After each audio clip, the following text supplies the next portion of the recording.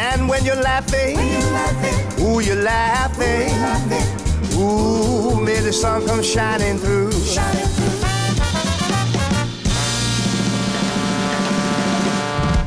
Please welcome Anna Webb with Molly. Molly is, without doubt, the love of my life, yes.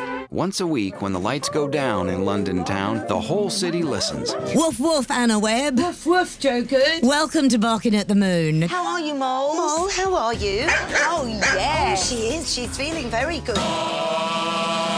Diggity dog, ziggity boom, what you do to... It's a frightening statistic, but 80% of our dogs in Britain are apparently untrained. When you say untrained, is that, you know, fetch, come, go, sit, yes, all that? the basic commands. And it's a great shame, really, because you can really bond with your dog, and you're certainly a happier owner because you've got a dog that behaves. You have to adhere to a very tight window of opportunity to have the treatments administered to your dog before you re-enter the UK. That doesn't involve surgery, so it's non-invasive, so you don't have to put your dog through a general anaesthetic.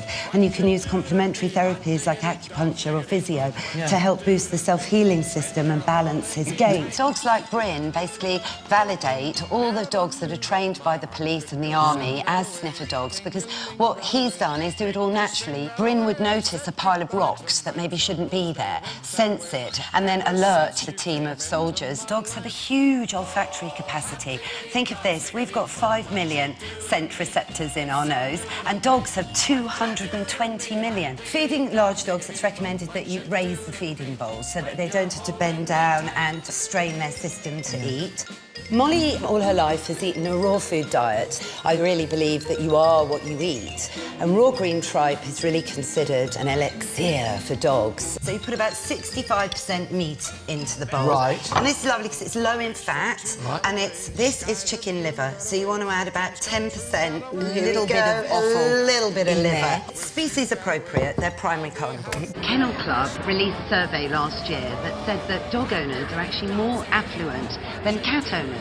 So bearing that in mind in these recessionary times, one might think it makes sense to open your doors to dog owners specifically. When you are a dog owner, you have to remember that not everyone likes dogs. You know, some people are allergic, some people are fearful after having had a genuinely nasty experience, perhaps with a dog.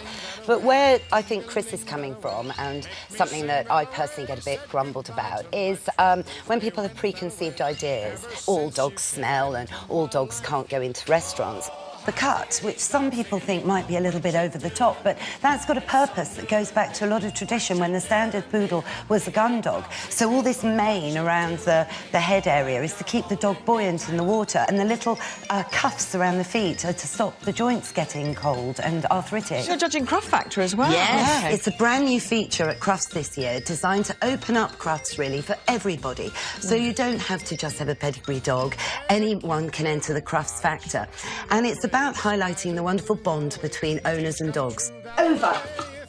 You've got to remember they're called man's best friend. Yeah. They've been living side by side with us for over 30,000 years. You can actually argue that without the dog, we wouldn't be living in our modern capitalist society, because way back then, farmers wouldn't have been able to have brought their livestock to market without a four-legged friend. Considering the torture he's been through, how he is still trusting people.